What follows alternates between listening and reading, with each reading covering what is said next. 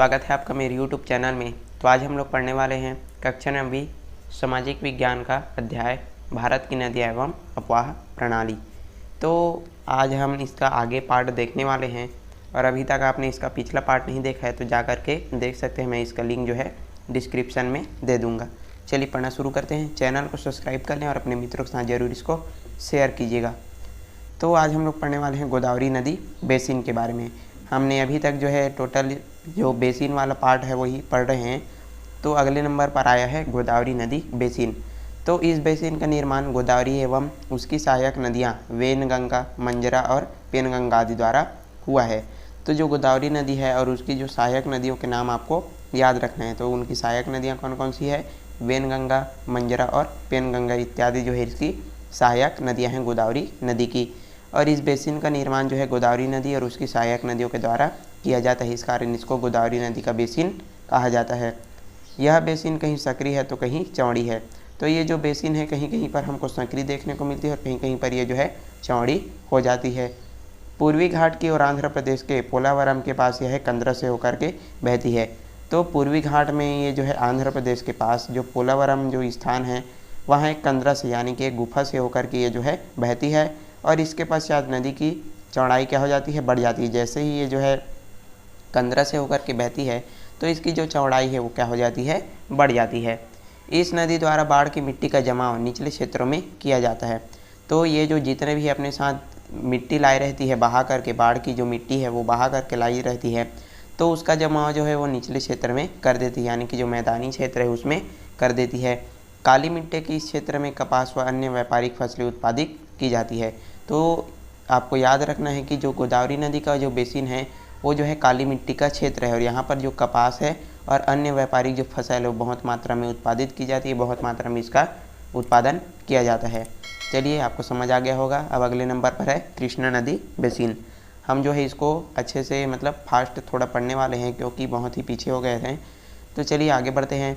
यह नदी महाराष्ट्र के पश्चिमी घाट में महाबलेश्वर के निकट से निकलकर महाराष्ट्र, कर्नाटक व आंध्र प्रदेश में बहते हुए 1400 किलोमीटर की दूरी तय कर बंगाल की खाड़ी में गिरती है।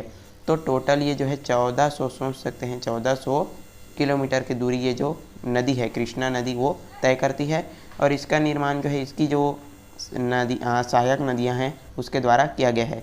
तो ये कहाँ से निकलती है? महाबलेश्वर के निकट, जो वहाँ से निकल करके महाराष्ट्र के पश्चिमी घाट में महाबलेश्वर के निकट से निकल करके कहाँ से कहाँ जाती है? महाराष्ट्र जाती है, कर्नाटक जाती है और आंध्र प्रदेश से बहते हुए 1400 किलोमीटर टोटल ये जो है बहती है और अंत में जा कर के बंगाल की खाड़ी में जा कर के ये जो है गिर जाती है। अब इसकी प्रमुख सहायक नदियाँ तुंगभद्रा, कोयना, मेरला, पंचगंगा, घाट प्रभा, मालप्रभा तथा भीमा हैं। तो इसकी सहायक नदियाँ कौन कौन सी है? कृष्णा नदी की तुंगभद्रा, कोयना, मेरला, पंचगंगा, घाट प्रभा और मालप्रभा इनकी क्या है? सहायक नदियाँ हैं। तो आपको इनको याद रखना है। इसके जल का उपयोग सिंचाई एवं जल विद्युत उत्पादन में किया जाता है। तो जो इसका जल का उपयोग किसके लिए किया जाता है? सिंचाई के लिए भी इसका उपयोग किया जाता है, फसलों की सिंचाई के लिए इसका उपयोग किया जाता है और जल विद्युत उत्पादन यानी कि बिजली उत्पादित करने के लिए भी इसका उपयोग जो है, इस नदी के जल का उपयोग जो है किया जाता है। मैं आपको जो है बार बार बोलता हूँ कि जो है इसकी कोई भी नदी हो गया तो उसकी सहायक नदियों के नाम आपको याद रखना है। तो आप एक काम कर सकते हैं, एक पेपर में जो है नदी का नाम लिख सकते हैं और इधर तरफ उसके जितने भी सहायक नदियां हैं उनका नाम जो है लिख सकते हैं और आपको इसको याद रखना है। तो इससे जो है आपको जल्दी ही याद इसका हो जाएगा। और चलिए आगे बढ़ते हैं। कर्नाटक और तमिलनाडु राज्य में इस नदी के जल बंटवारे पर विवाद चल रहा है। तो ये जो नदी है कर्नाटक और जो तमिलनाडु वहाँ से होकर के पूरी तरह से गुजरती है। तो कर्नाटक और तमिलनाडु जो राज्य है उसमें इस नदी के जल बंटवारे कितना जो जल है वो ले सकते हैं, इसके भी जो है अभी भी विवाद चल रहा है। अब आता है कावेरी नदी बेसिन। तो इस नदी का उद्गम कर्नाटक राज्य में कुर्ग नामक स्थान से हुआ है। तो आपको ऐसे ही भी आ सकते हैं कर्नाटक, कावेरी नदी कहाँ से? कर्नाटक से और कुर्ग यानी कि पूरी तरह से क आपको याद रखना है, क शब्द फिर आपको याद हो जाएगा। तो कहाँ से निकला है? कर्नाटक राज्य के कुर्ग नामक स्थान से ये जो है निकला है, इसका उद्गम हुआ है कावेरी नदी का। इसकी प्रमुख सहायक नदियाँ हैं अमरावती, भवानी, हेमवती, शिक्षा, नोइन व काबिनी हैं।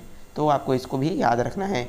इस नदी पर कई बहुउद्देशीय परियोजनाओं का निर्माण किया गया है जो कृषि के क्षेत्र के साथ साथ उद्योगों के भी विकास में क्या है, सहायक है। तो बहुत प्रकार के परियोजना यहाँ पर चल रहा है, निर्माण कार्य यहाँ पर किया जा रहा है जो कृषि के साथ साथ अनेक प्रकार के उद्योग धंधों के लिए भी ये जो है विकास में भी क्या करता है, सहायता करता है।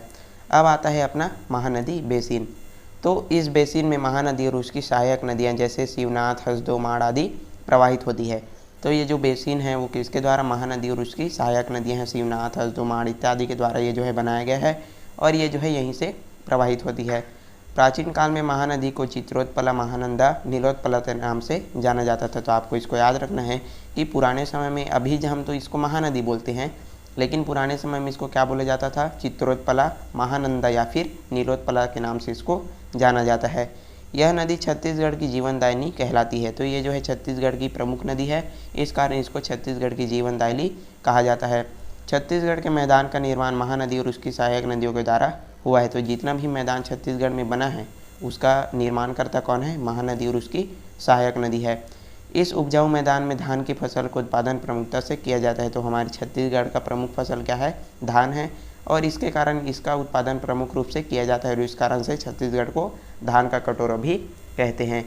यह नदी छत्तीसगढ़ में प्रवाहित होती हुई उड़ीसा राज्य में प्रवेश कर बंगाल की खाड़ी के पूर्व डेल्टा का निर्माण करती है। तो ये जो है उड़ीसा राज्य में पूरी तरह से प्रवेश करती है और प्रवाहित होते हुए कहाँ चली जाती है, बंगाल की खाड़ी में चली जाती है। लेकिन ठीक पूर्व गिरने के पूर्व बंगाल की खाड़ी में जो है गिरने के पूर्व क्या करती है, एक डेल्टा का निर्माण करती है। और छत्तीसगढ़ में इस नदी पर जो है रविशंकर सागर परियोजना यानी कि जो गंगरेल बांध है वो जो है इस नदी पर जो है बनाया गया है और मोगरा व सीका सार नामक बहुउद्देशीय परियोजनाएं जो है निर्मित है। तो आप सभी लोग जानते हैं कि गंगरेल जो बांध है उसको क्या बोला जाता है, रविशंकर सागर परियोजना के नाम से भी इसको जाना जाता है। तो आपको इसको याद रखना है।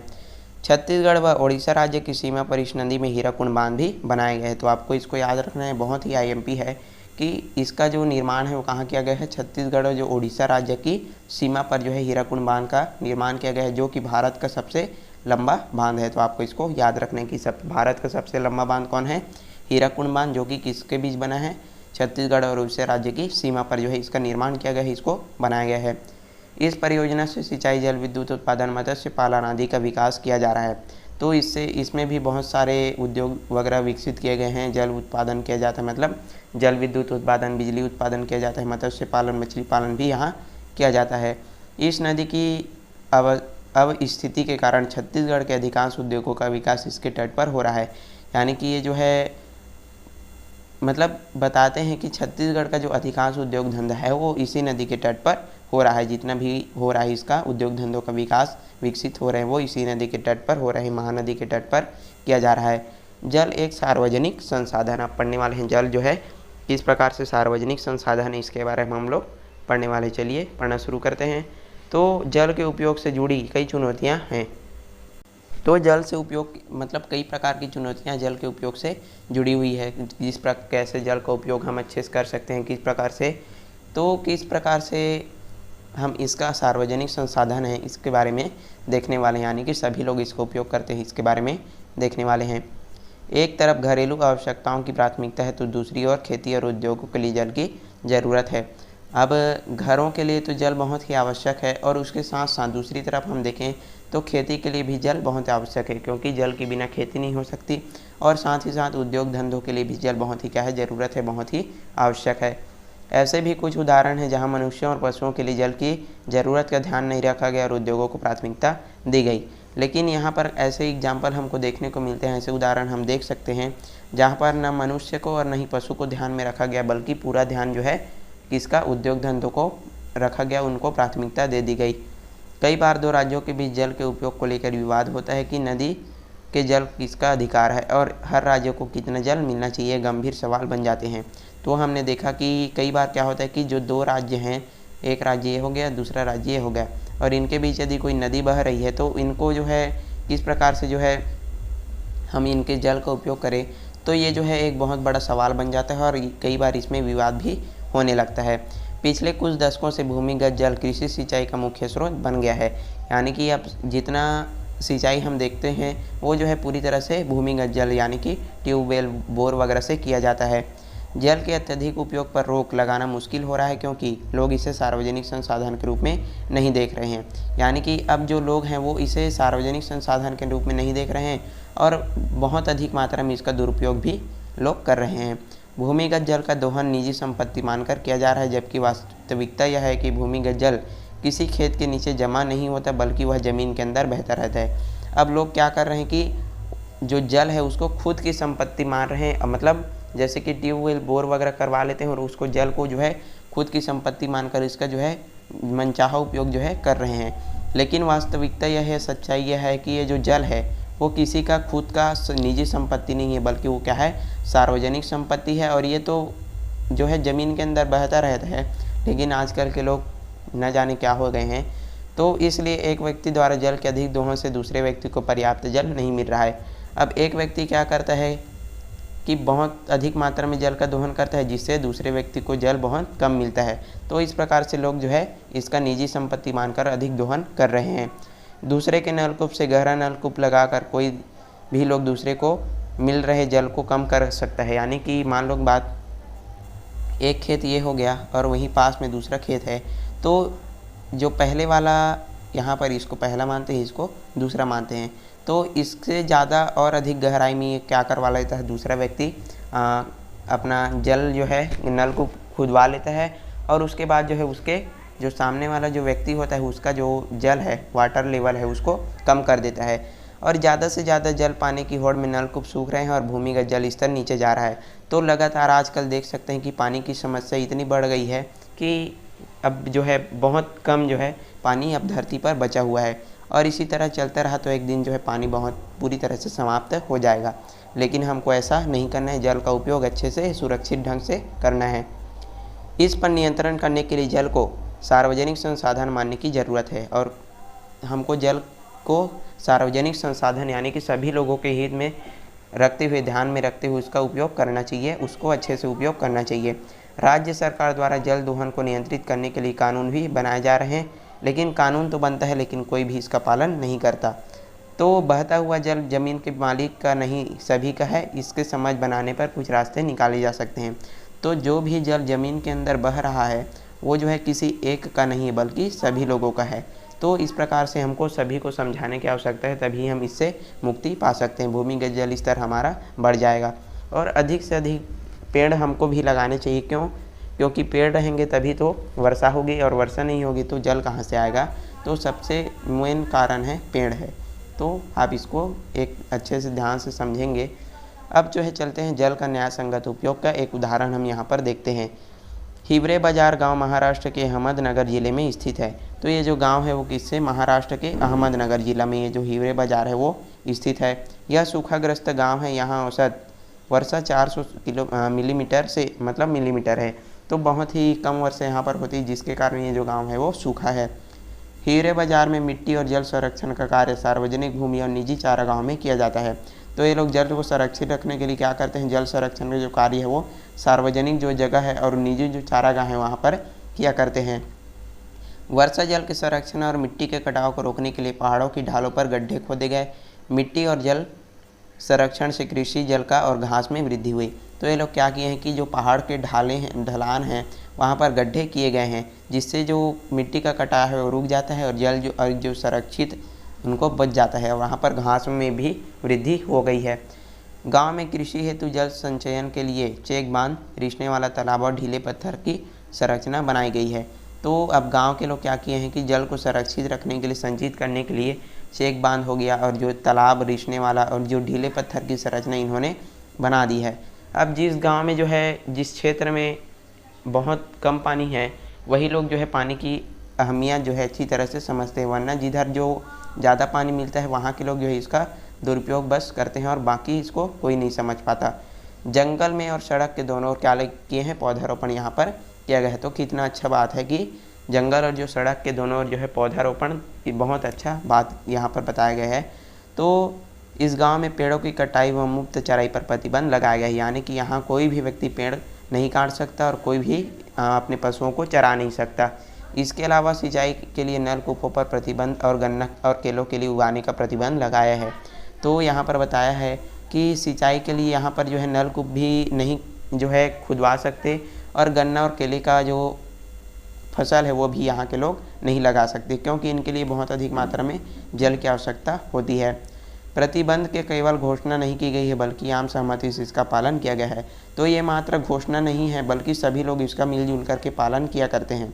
लेकिन आजकल ऐसा होता है कि नियम तो बना दिया जाता है, लेकिन उसका कोई जो है पालन नहीं करता। तो ये भी देखने को मिलता। क्या होता है कि जो फलस्वरूप जो सिंचाई क्षेत्र 7 हेक्टेयर से बढ़कर 72 हेक्टेयर हो गए हैं। देख सकते हैं कि पहले कितना था, 60 हेक्टेयर था, लेकिन अब बढ़ करके 72 हेक्टेयर, यानी कि ये पूरी लगन और निष्ठा के साथ इन्होंने क्या किया, इस नियम का पालन किया। और इनके लिए ये जो पालन है, ये जो नियम है वो वर्धमान के रूप में साबित हुआ।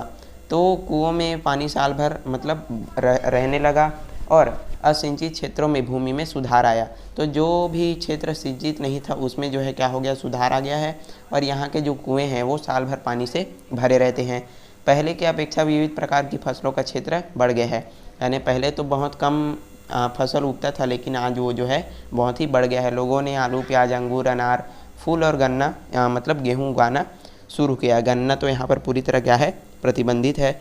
तो इन्होंने क्या, आलू, प्याज, अंगूर, अनार और फूल और गेहूं उगाना शुरू कर दिया है। यहाँ की सबसे महत्वपूर्ण सफलता जल की उपलब्धता में वृद्धि है। तो हम देखें कि किस प्रकार से ये जो गांव था वो सूखाग्रस्त था, लेकिन इन्होंने पूरे गांव वालों ने नियम बना दिया और पूरी अच्छी से इसको सहमति से नियम का पालन किया। तो पूरी जल इनके गांव में अच्छे से आ गई और उनके गांव में जल की उपलब्धता में यानी कि जल में जो है वृद्धि हो गई। छोटे और सीमांत किसान अपनी ज़मीन को अधिक उत्पादक बना पाए, इससे रोजगार में स्थिति में सुधार हो पाया। तो जो छोटे और सीमांत जो किसान थे उन्होंने अपनी जो ज़मीन है उसको अधिक उत्पादित जो है बना लिया है, और इससे उनकी जीवन में भी सुधार आया है। पशुधन में सुधार होने से किसानों की आय बढ़ी। हिवरे बाजार में डेयरी उद्योग को बढ़ावा दिया गया। तो यहाँ पर जो है लोग गाय भी पालते हैं, तो जिससे जो है वहाँ के जो बाज़ार हैं हिवरे, तो वहाँ पर डेयरी उद्योग को भी बहुत अच्छा बढ़ावा मिला है, बहुत अधिक वृद्धि हुई है। परिणाम स्वरूप दुधारू जानवरों की संख्या बढ़ी, क्योंकि चारा अधिक मात्रा में उपलब्ध है। दूध उत्पादन 20 गुना बढ़ा है। तो इनके लिए तो चारा बहुत अधिक मात्रा में उपलब्ध है, जिससे इनकी जो दूध देने की दूध की जो उत्पादन है वो भी बहुत बढ़ चुका है, 20 गुना लगभग बढ़ चुका है। एक सवाल यह है कि यदि पड़ोसी गाँव गहरे नलकूपों की सहायता से भूमिगत जल का दोहन करे और इस प्रकार के प्रतिबंध नहीं लगाया गया, तो हीरे बाजार गांव इन पर कोई नियंत्रण नहीं कर सकता। तो एक सवाल यह भी है, अब इन्होंने क्या किया कि जो हिवरे गांव के लोगों ने क्या किया, पूरी तरह से जल को क्या कर दिया, अपने संरक्षित कर दिया। लेकिन यदि वहीं पर जो दूसरा गांव है वो क्या करे कि इनका जो जल है वो भूमिगत जल के रूप में इनका जो जल का दोहन करे, तो ये भी कुछ नहीं कर पाएंगे। परिणाम स्वरूप यह स्पष्ट हुआ कि जल को सार्वजनिक संसाधन मानकर नदी घाट के पूरे क्षेत्र को नियम बनाने की आवश्यकता है, तभी ये जो विकास है वो संभव हो पाएगा। तो यह आवश्यक है कि जो जल है उसको सार्वजनिक संपत्ति मान करके इसका उपयोग करना चाहिए, और जल का जो है दुरुपयोग कभी नहीं करना चाहिए। तो तभी जो है जल हमारे लिए बचेगा और विकास के लिए क्या होगा, संभव हो पाएगा, विकास जो है संभव हो पाएगा। तो यहाँ तक जो है यह हमारा पाठ था, भारत की नदियाँ और अपवाह प्रणाली। आई होप आपको पाठ अच्छा लगा होगा। तो चैनल को जो है सब्सक्राइब कर दें, वीडियो को जो है लाइक कर दें। तब तक के लिए धन्यवाद, मिलते हैं अगले वीडियो।